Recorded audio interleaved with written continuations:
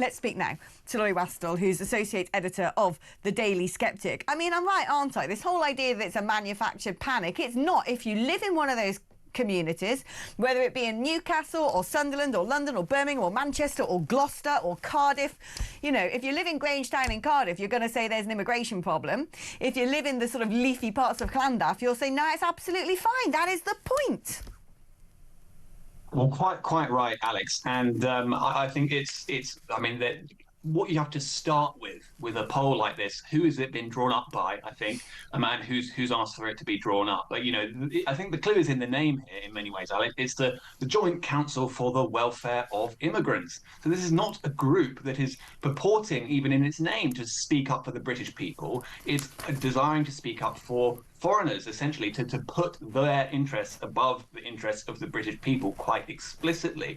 And this is why really this is just an attempt to claim in really the most tenuous way it can that these concerns are manufactured, which is, as you say, absolutely untenable. I mean, that issue you point to of essentially white flight from our cities is a major one. There's so many reasons for it. It's partly because people don't like how their areas have changed. It's partly because of house prices.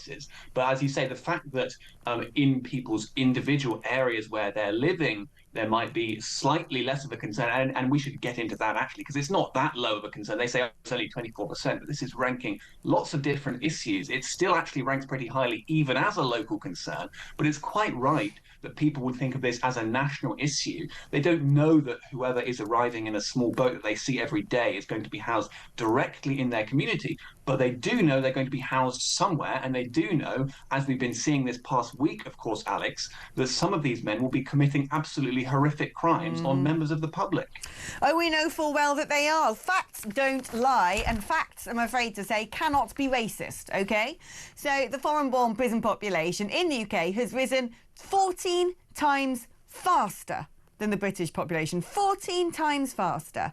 So why is that, do you reckon? Oh, it's because everyone coming in is a nuclear scientist, a doctor, a surgeon. They're contributing to our GDP. They're brilliant. They add colour and texture and cuisines and all this wonderful stuff to our communities. No, there's a lot of people coming to our country who are doing so to exploit the system and commit criminality. When you look at the biggest case of welfare fraud, it was all of those documents and fake profiles in order to game the system and get universal credit being set up by gangs in the Balkans. When you look at our drugs industry, when you look at people trafficking, whether you look at arms being brought into this country, it's all foreign gangs. When you look at the number of people who are now claiming social housing and living on benefits, again, disproportionate overrepresentation of certain communities. So I'm sorry, and don't even get me started on the impact when it comes to women and girls and sex crimes being committed by men. We know these men are from countries where they treat women monstrously, places like Afghanistan.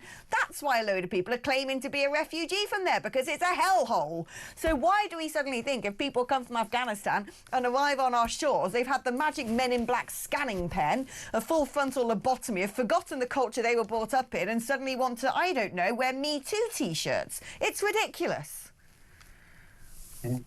Well, quite right, Alex. And I mean, we just have to look at this unbelievably appalling story this week of that Afghan migrant who murdered Wayne Broadhurst was his name. Now, you didn't really hear any political reaction to this. You didn't hear it raised in the Commons on Wednesday at Prime Minister's Questions, for instance.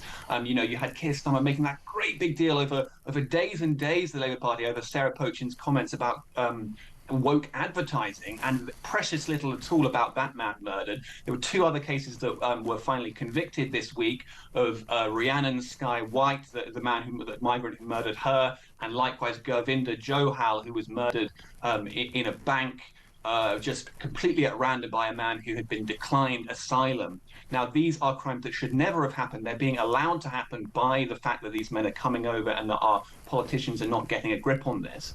And people are absolutely right to be concerned about this as a national issue.